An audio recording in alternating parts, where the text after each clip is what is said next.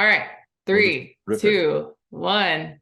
Hello, everyone. Welcome to the very first episode of the Dorks. Nope, that's not what it's called. The Internet Writing Buddies podcast. Almost called it Dorks in the Road, which, It you know, is dorks in the road. well, Let's there's be two of us. honest. Yeah, I am your host, along with the wonderful Grace. I am Ben, aka the Dork in the Road. Some of you may have heard of me. I have a YouTube channel where I mostly talk about dual sport adventure riding and motorcycle camping shenanigans. Grace, who are you? My name is Grace. I am the graceful renegade on all of these social medias, and I am an Emmy award-winning videographer who tries to ride motorcycles from time to time. So, yeah, Wow, I didn't know we were throwing out like our biggest lifetime achievement. Well, then I'm verified on YouTube and have 100,000 subscribers. there we Emmy go. There Award. it She just is. hits me right over the head with Emmy Award win. What am I supposed to do Someone's with that? got to keep you on your toes, Ben. I guess. Good. All Hmm. right. So Ben just returned from a lovely trip to the coast of Oregon during November, by the way, which is quite cold on the Transalp, which is going to be our subject of the day, the 2024 Honda Transalp. So Ben, how was your trip? It was cold, It was, obviously. yeah, we have like a weird cold snap going on right now. Like we keep breaking record lows. It's not usually this cold this early in the year. We don't usually get around freezing until winter, actual winter, at least here in the valley. But it was like 24 degrees yesterday, and so I went to the coast because it was warmer. It only got down to like 37 last night. But coming back today sucked. I drove past the sign that had the temperature and it said 37, and I was like, what am I doing? Like I really try not to get out and ride. I like to ride all year, but once it gets below about 40 degrees Fahrenheit, I usually just try to find a different day. So I don't like to ride below 40. I don't like to camp below 30, unless I have to, but I broke my rule today because I had to get home. I think sometimes you have to break the rule to get home, but I'm with you. Below 40 starts to push the limits just a touch. But yeah, I guess since the topic of the day is the Transalp, let's talk about how the Transalp did getting out to the coast, even though it's a little colder. How did the bike feel? How are you enjoying the bike? Give me your full detailed perspective. Well, it was a good test because I just spent all that time. I finally got all the mods for it. Everything Yeah, but the center stand. I don't have it yet. Oh, and I'm getting a tail tidy that hasn't arrived yet. But I did crash nice. bars, upper and lower, skid plate, new tires. I put the Dunlop Trail Max Raids. That's what they are. Yeah, on it. Hippo hands, hand guards, heated grips, and thank God for those hippo hands and those heated grips coming home. My hands. It was so interesting because I decided to take some dirt home because I really wanted to try out the new tires, and so I ride with two fingers on the clutch. Right, these two fingers were freezing. Like even in the hippo hands, it was cold, but because they weren't on the heated grip, like there was a definite Yeah. difference. I was honestly pretty surprised at how much colder they were. But that's just how cold it was outside because usually the heated grips heat up the inside of the hippo hands. It's not like a nice cozy oven cocoon. But this was the first time taking it out fully loaded because I had my giant loop panniers on it. I guess I did it before I had the pannier racks on. I did it with the Great Basin bag, but this was the first time with the actual pannier setup. And first time on dirt with a full pannier setup, and it did well. I actually found some ice today. Oh God. Kind of going a little too fast, hauling ass up through the woods, and then I come around a corner and there's all this frost, and then I look down at the road and I'm like, that is not wet. So I got to test them on some ice too, but bike did great. That thing is so fun to ride. I mean, Yeah. honestly, I don't even really notice the extra weight on the bike. I didn't have a ton of gear, like I probably had 30 pounds at most. But Yeah. I mean, it's just a great all-around bike, which is really what it was designed to be. And I think a lot of us didn't understand that, and it's why a lot of us have a lot of misconceptions about it. I mean, I wanted it to be the Transalp, or I wanted it to be the Tenere replacement. I wanted it to be the same thing, and it really isn't. And as I'm working on my review and trying to research the bike, I've even started pulling up like the design documents and the philosophy behind them, and I really had it wrong when I made that video about literally the thumbnail says this is not what we wanted. Right. Because Well, and that's what's caused a little bit of the backlash in some of the comment sections, I know, is just because I think a lot of us really expected that this was going to be Honda's kind of answer to the Tenere for Yamaha. And instead it's been kind of its own animal. I was actually mentioning this because I have not taken my Transalp off-road yet, but I have done a lot of road riding with my buddies here who are all on Harleys and whatever else. And after being on my CB for the last couple of years and trying to keep up with them, that extra little 750cc versus the 500, I can keep up with all my buddies now without batting an eyelash. And it's amazing how that little bit of extra power just like totally kicks into gear, and it's awesome. It's fast. It is. It's fast and It's it's fast. easy to handle. The turning radius is great. Historical context wasn't bike was only in the US market for like 2 years, wasn't it? Like in the late 80s. Yeah. Yeah. So it's been 30 years since, or almost 3 decades since this bike has been on the market in the US. And yeah, I mean, it's interesting to kind of see the reactions because we had some negative reactions to you loving this bike so much. And it's been kind of hilarious to watch as an audience member of how outraged people are by your enjoyment of this bike. And yeah, do you want to touch on that, Ben? Well, people don't like to have their expectations subverted. And you know what? I don't either. Yeah, that's true. And part of the reason for buying it was like to find out if I was wrong. Like it's the same reason I bought that Norden, because I have always talked all this crap about KTMs. And I was like, I probably should own one, and just see. And I don't know. I knew it was going to be a fun street bike, but I didn't expect to like it as much as I do.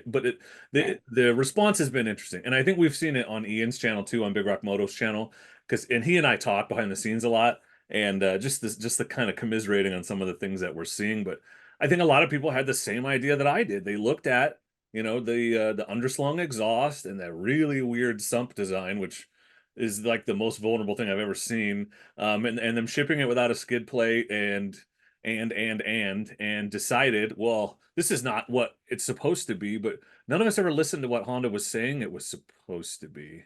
No, And no. with a little research, which is again, I'm trying to understand the context. Like I went out and put together a chart of ground clearances, right? Like, because everyone's like, well, that's not a real off-road bike. The ground clearance is awful. And it has more ground clearance than a 1250 GS, and nobody says that those can't go off-road. It's got more ground clearance than a KLR.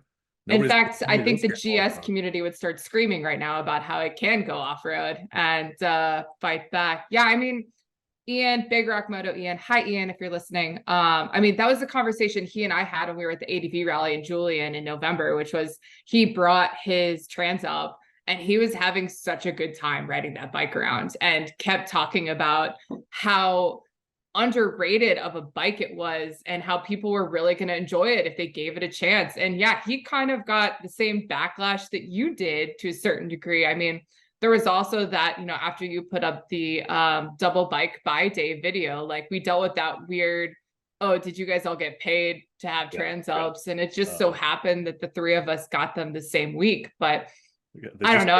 That's why. It's not like there's no conspiracy. It's like if we all got the same video game on the same day. Yes. That's the day it came out. Yeah. And I think it's just a testament to sometimes how crazy people's comments are on social media these days, particularly with YouTube. It gets fascinating. All I can say is I'm glad I have a small following. Also, congrats again on 100K, Ben. Small round of applause. Nice work. 100,000 on YouTube is no small feat. We're all very proud of you, and you've been working your tail off for that. So congratulations, my friend. That was a big deal. Thank you. That was a big goal this year. I'm glad we made it. The white check. So epic. I have all of you listeners to thank. And if you're not subscribed, well, 200,000 is right around the corner. So thanks. We'll see. Yeah. So you probably have more street riding experience on the bike than I do. This is probably true. I hit 800 miles like literally exactly when I pulled into my driveway today. So nice. I'm excited to get to 1,000 because I'll do a 1,000-mile review, but I don't like to review a bike before then. But so talk to me a little bit about your street experience and how it compares to maybe other adventure bikes you've ridden.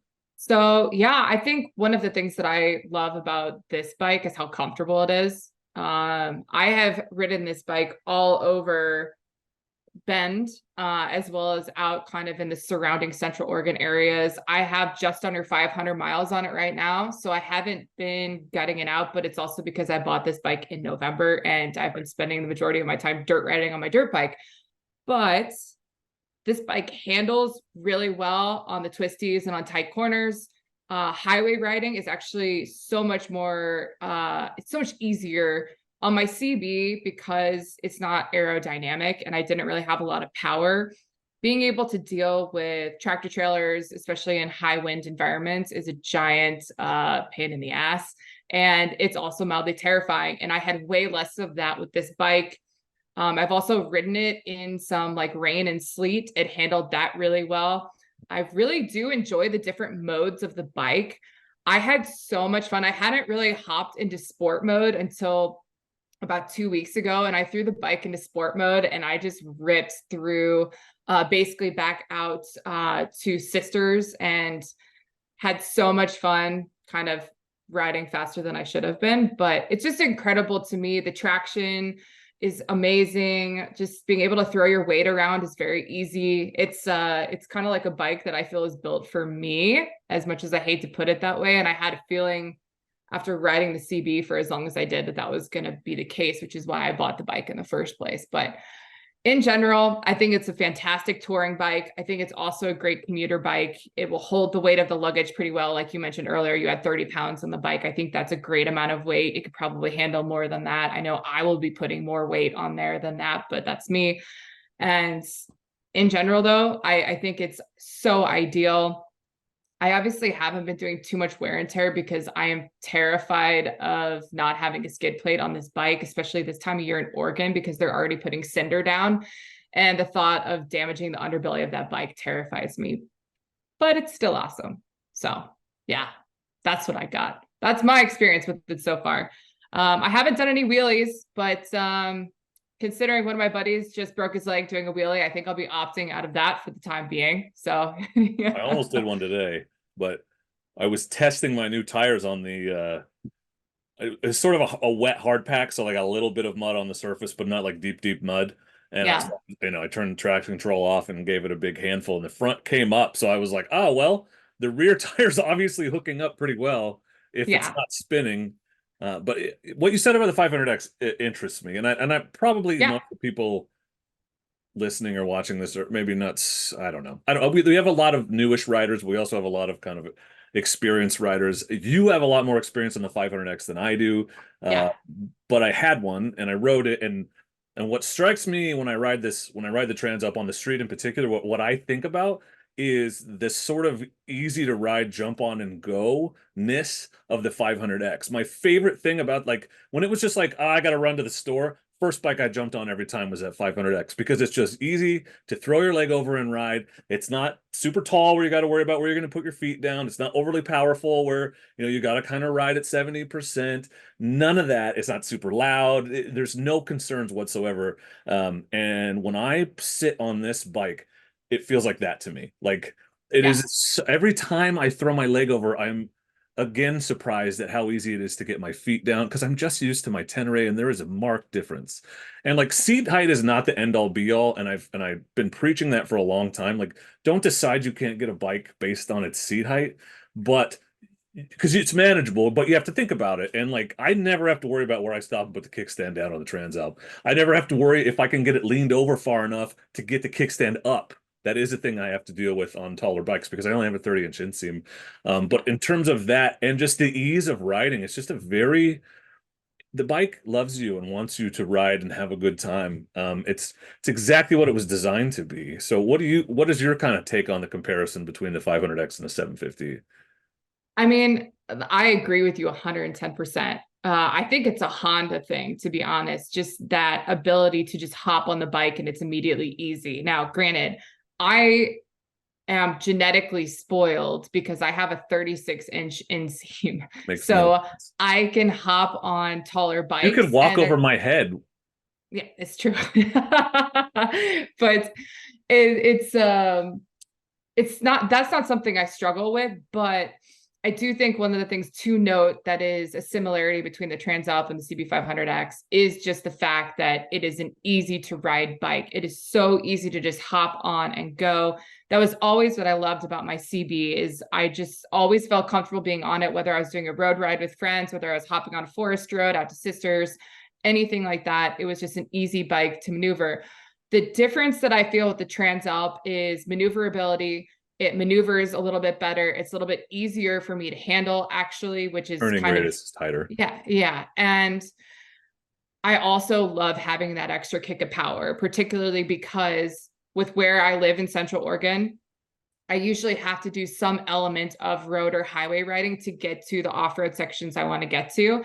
And it is a lot easier for me to jet around with a 750 versus a 500. And usually, those are a little bit under. So we're looking at like a 490 something cc engine. But anyway, at the end of the day, I think they're very similar. I just think that the Transalp is going to give you a little bit more power, more maneuverability. And I also just think the aerodynamics of it make it a lot better of a touring bike overall. The bike is set up for long distance riding and in a way that the CB is not. And I made do with that for 18 months. But after 25,000 miles, I was very ready to find something that was going to handle on roads a little bit better. And that is definitely something that the Transalp brings to the table. But it has, I just looked it up. It's almost twice as much horsepower.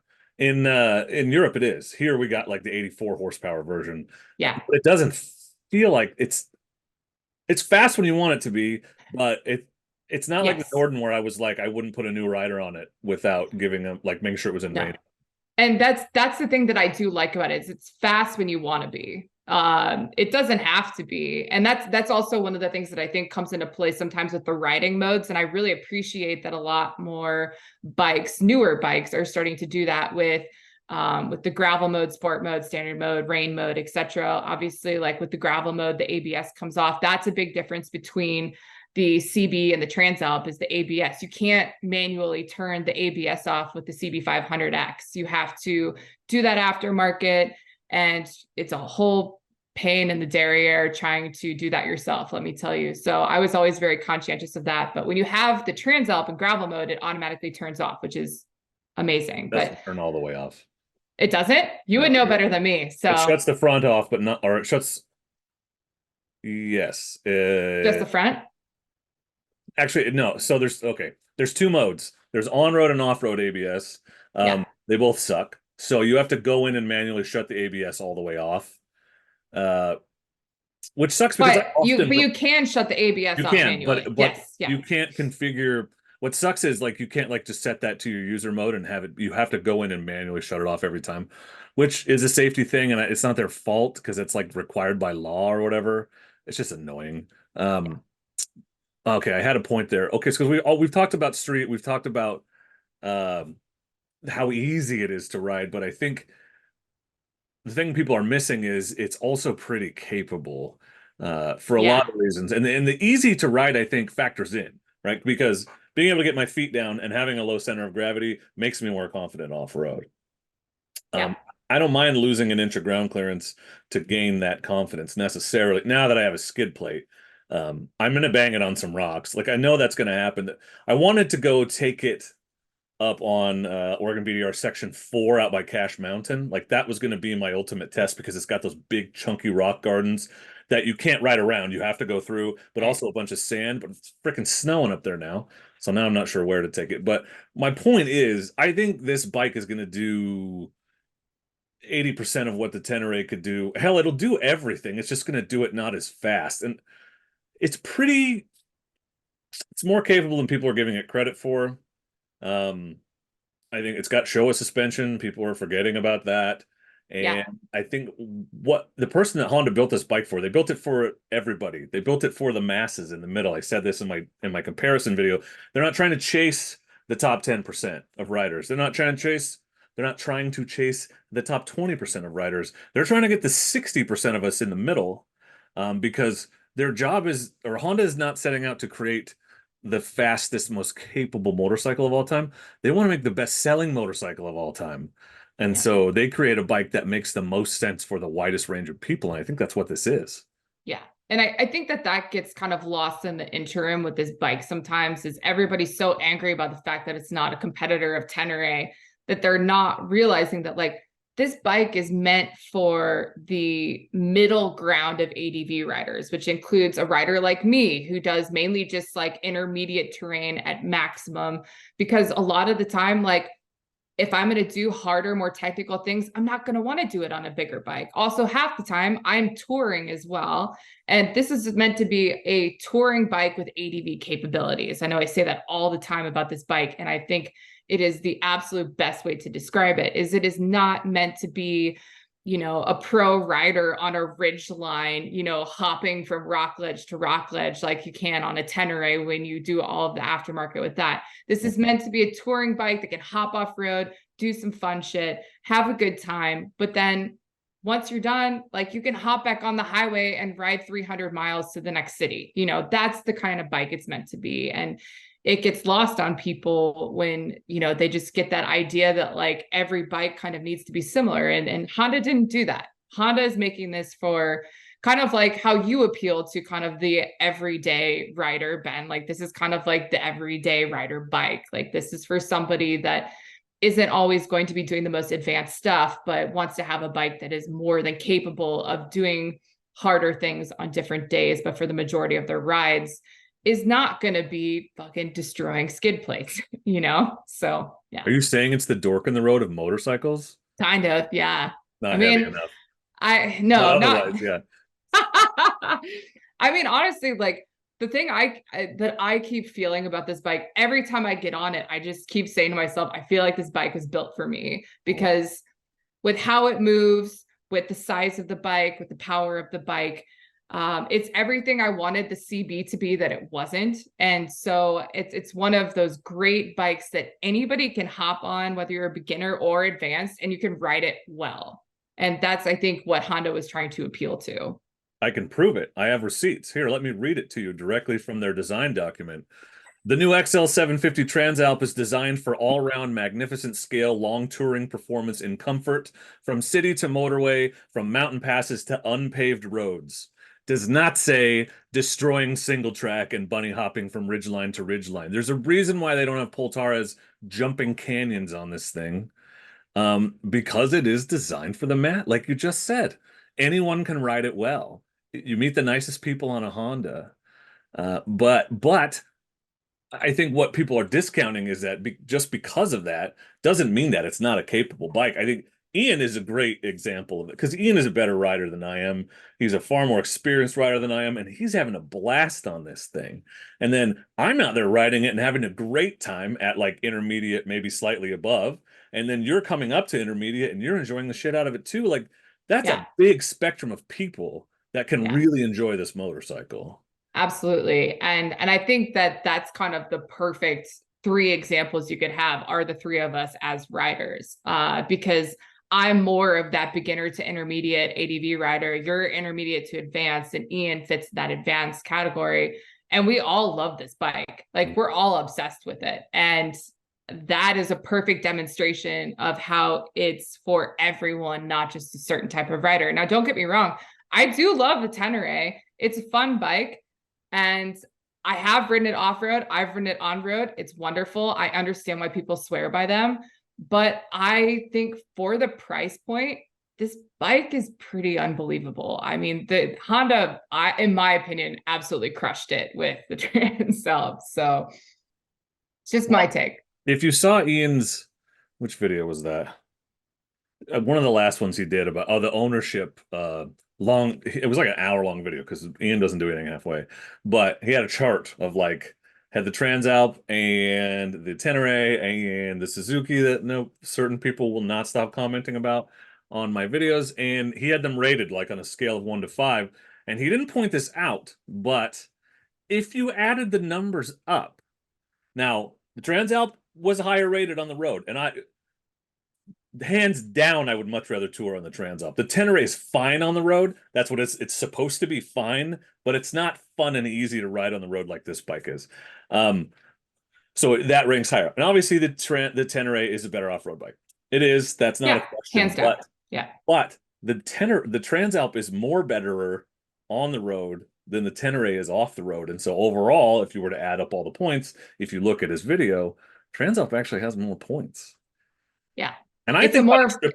Sorry, yeah, go ahead. no, it's a more versatile bike.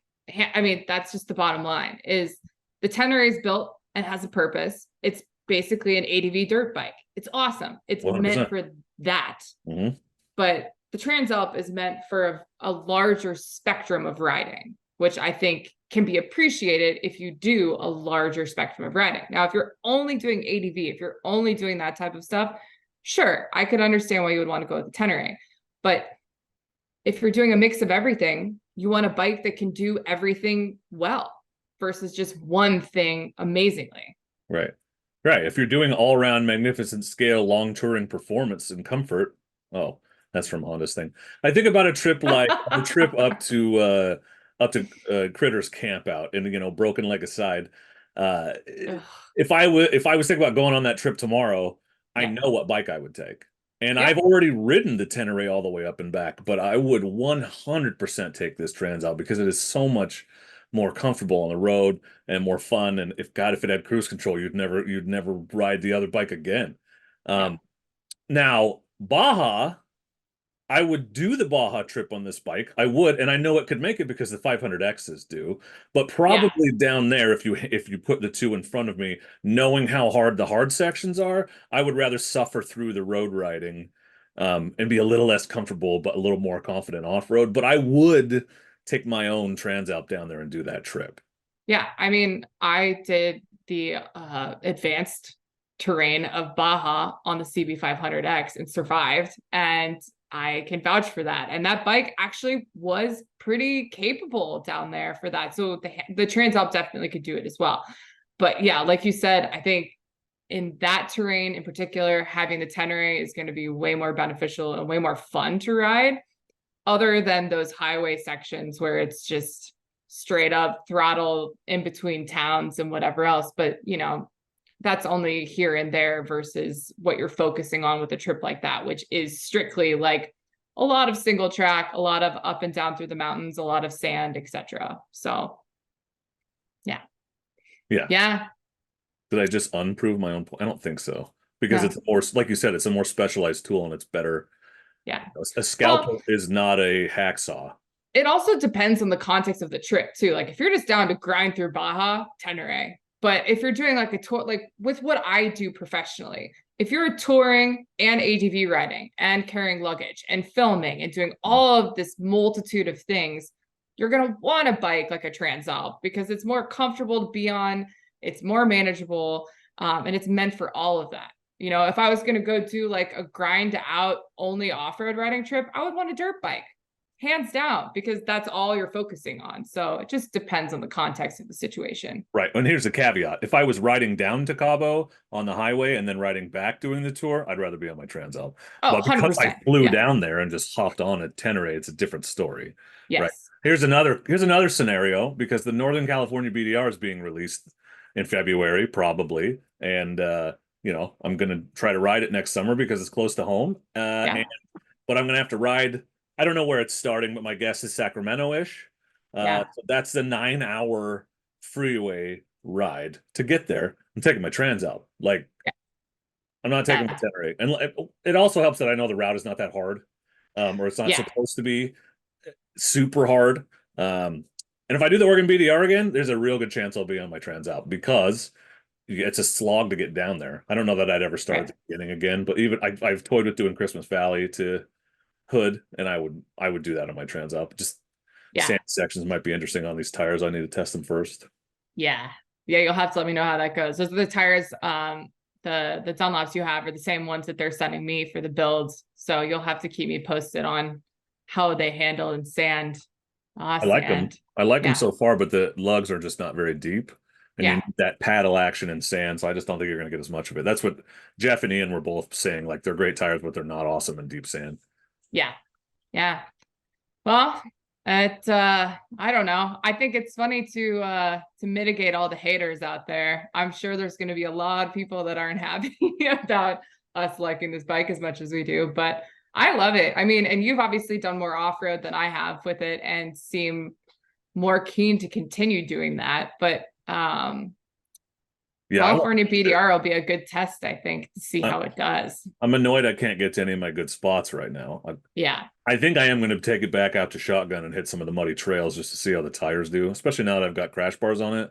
Yeah. I'll hit that single track trail that we did. Like this is planned. Yeah. I'm gonna do this. Yeah. Starbucks here, by the way. You can only see it on Hi, video, but Starbucks. that's Starbucks sleeping right there. She's very adorable. Yeah, Yes. he's a good one. Well, we talk about people. People don't like to have their expectations subverted, but I subverted my own, I think. And I don't know. I definitely am very willing to admit that I was wrong. I judged too quickly. And what I'm learning from this experience is stats aren't everything. And, when that's all we have and we speculate, like I made that video because I was looking at pictures and stats on paper. And what I said made sense, except the focus and the purpose of the bike, I completely misunderstood it. And a lot of people actually jumped in and corrected me and said the Transalp's never been about that. It's always been a touring bike that was kind of capable. And I just disregarded it because I assumed they were just bringing back the name, not like the spirit of the bike as well. Um, Yeah. Reading this design document, no, they were 100% bringing back the old thing. But I knew what I wanted because I want everything to be a Honda. But it was kind of dumb to want that because that's not what Honda does. They don't go after, they're not chasing KTM. Yamaha is sort of trying, but trying to beat them on price point with a bike that's pretty capable, close to capable. And Yamaha likes that. Kawasaki is supposed to be the performance brand, but they're more like the speed. Yamaha Yeah. seems to be like the capability, um, whatever. That's neither here nor there. But Honda is the Africa Twin like the fastest off-road tour? No, it's not. Nothing, even that their sport bikes are not the same. They don't sell out and put everything into speed at the expense of reliability. And they overbuild things. They're always heavier. They're always all of Right. these things. And it's just the sum of the parts is greater than they look Yeah. on paper. I don't. Well, I mean, there's a reason I have three Hondas in the garage. Like my dirt bike's a tractor, but it's great for me because I'm not a rider that needs a powerhouse of a dirt bike. Like my CRF 250X is a tractor and it's great. It manages everything super well. And I think that that's just how Honda is. Honda makes something that works as long as there's oil in that bike and as long as there are decent tires, it's going to run no matter what, and gas, of course, but whatever. But yeah, I mean, that's just kind of how they have made bikes. They're so reliable. And I think particularly as an off-road rider and as somebody who does travel solo as a female alone a lot, having reliability in a motorcycle is so much more important to me than performance. I need to have a bike that's going to run no matter what, because there are times when I'm in the middle of nowhere by myself for miles, or I'm camping alone or whatever else, and like I need to make sure that if I screw something up on the bike, it's still going to go. If I drop the bike, I need to be able to get it up and have it go. And some of these other brands don't always have that. And I also don't want to spend a fortune constantly having to fix the bike. I mean, KTMs are fun to ride. I had a KTM dirt bike. I miss it all the time. It was a beast, but the parts for it were so expensive. And after a while, it does start to add up, especially when I feel like it's less reliable than the bike I have. So I don't know. It's a mashup of so many different feelings, and everybody's got their brands they love, but I love Honda. I have never had any issues with Honda bikes I've had ever, which I don't think many people could say for every other brand of motorcycle. Yeah, I always like to throw that out. Like, okay, think about the last time you were stranded on the side of the road with a buddy. What were they riding? Yep. Nobody ever says Honda. No, no. I mean, and the joke of KTM that I say all the time is, and I love KTMs, not knocking on KTM, but known to malfunction is what I say all the time is the catchphrase with that, because I do think those bikes tend to have an interesting temperament when they're pushed a little too hard or something is not quite right. And whereas I feel like I could throw a Honda off a cliff and it would probably still run. Well, So it's just different. it's a sliding scale. Like the Yeah. faster and more performance you get out of a bike, the less reliable it's going to be because Yep. of the stress on the engine. Like if they're higher compression and everything else, it's just, Yep. and Honda's like, screw that. We're going to stay over here. We want you to Yeah. meet the nicest people on a Honda. And Mhm. they're willing to let go of that versus the other side of the spectrum, that you're going to have more issues, but when it's working, like when my Norton was running, that thing was a freaking blast. And it didn't break down on me. I only had a couple minor issues. I say that because the guy that bought it from me has had a couple since. Uh, Yeah. but I mean, that's just a fact. Like everyone wants to argue that faster bikes are less reliable, period. Like that's Yeah. just a simple fact of physics. Uh, Yeah. Everything else notwithstanding, they Yeah. just are. Yeah. Absolutely. Well, But that's not about the Transalp. Stop sorry. pissing off all the KTM fanboys on our first episode.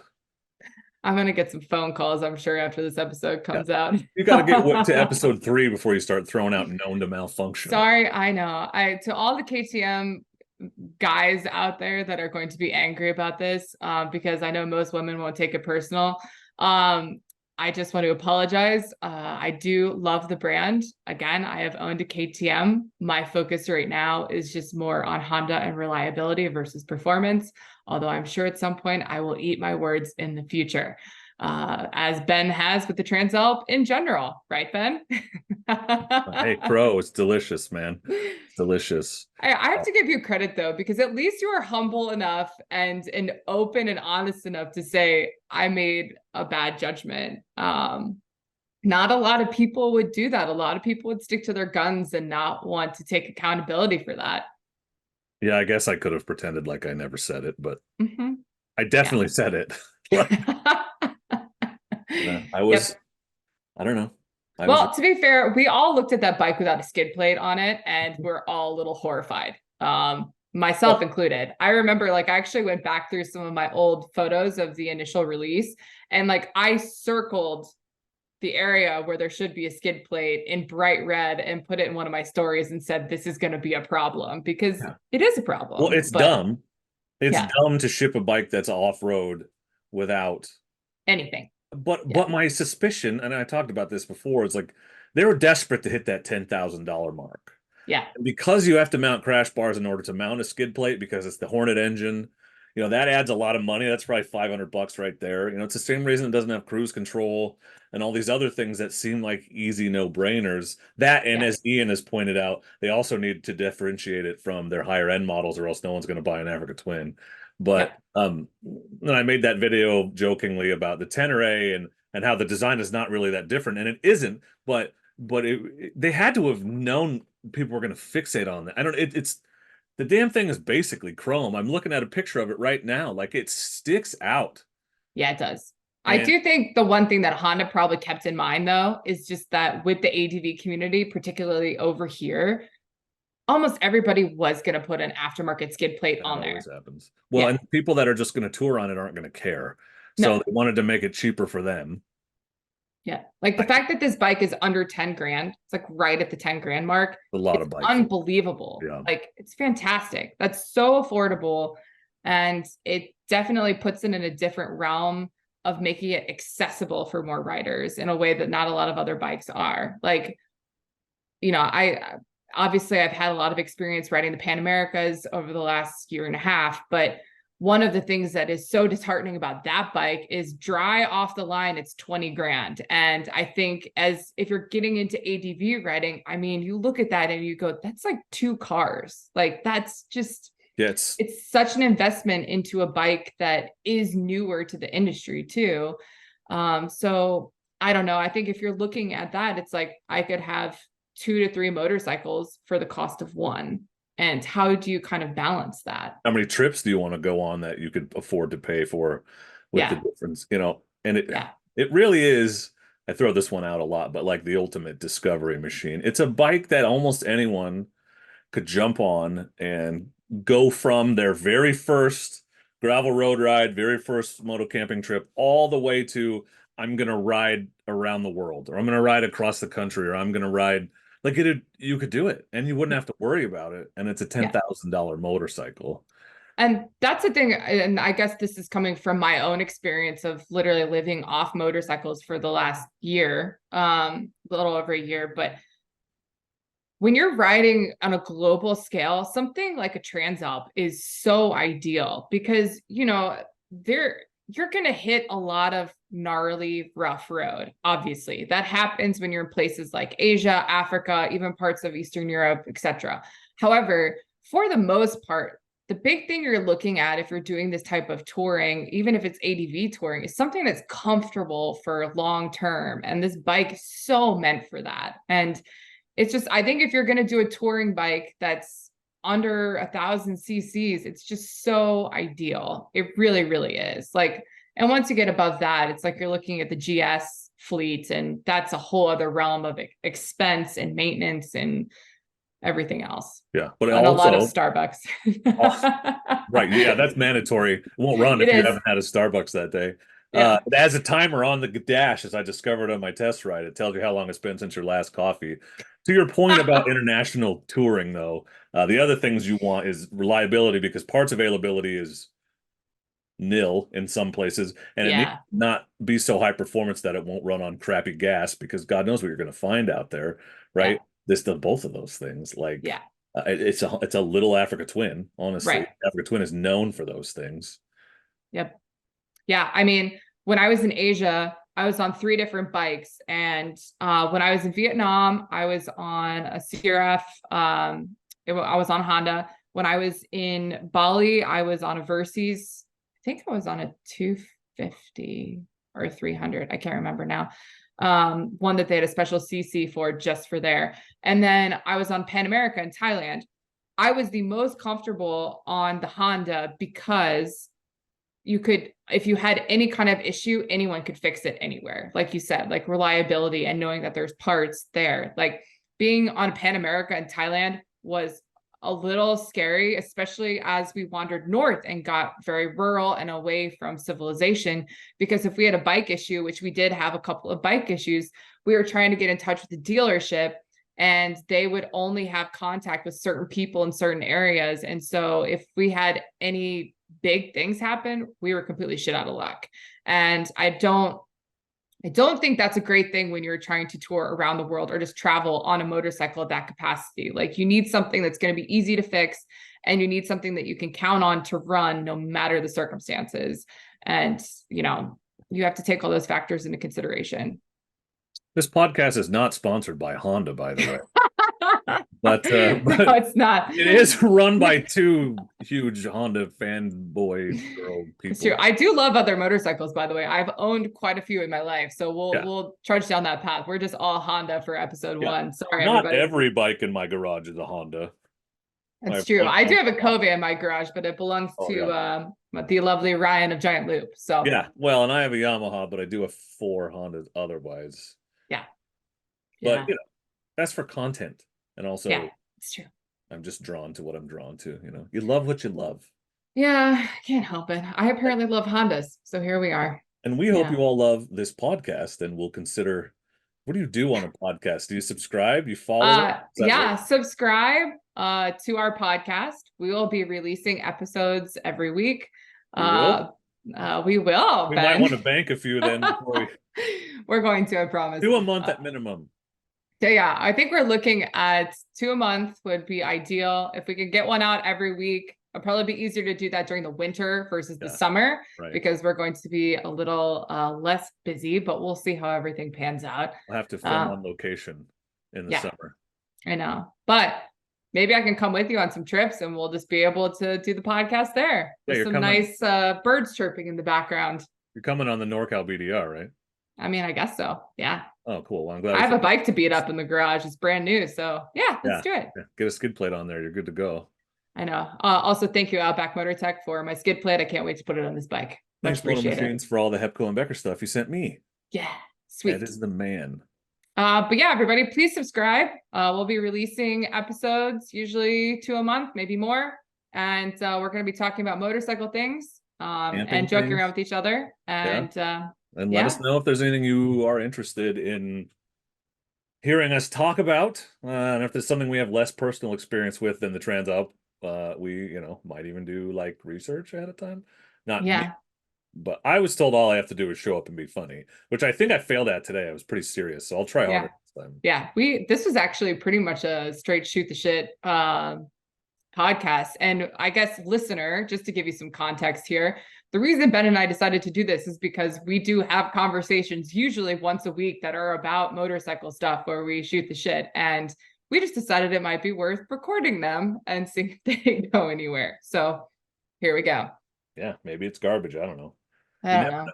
You are usually funnier. Maybe we should amp that up next time. I'm not drinking this time. We tried to film this 2 weeks ago, and That's true. Grace was here with her dogs in my house, and all the dogs would not stop being maniacs. And Yeah, after about the 12th interruption, we were like, okay, never mind. No go. Yeah, well, I think next time maybe we pick a bourbon or a beer of that's choice. A great gift. Why are we not doing that? Spice things up. We both buy a bottle and just sip away. Get after it. Yeah.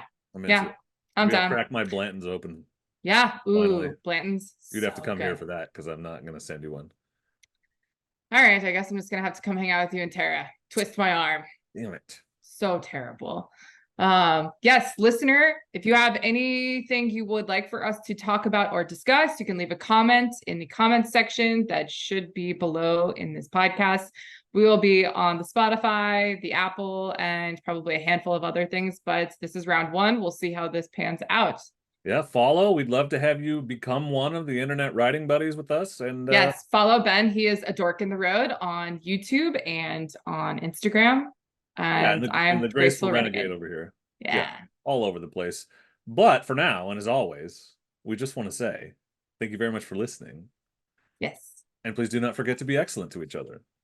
Yes. And from the graceful renegade, live wild, ride free. There's both of our slogans. Woohoo! Double T time. All right. All right. I'm going to stop recording. We don't have to stop talking. You can say the F word. Oh, you said it once. So I think I said it once. You did. I can eat some peanuts.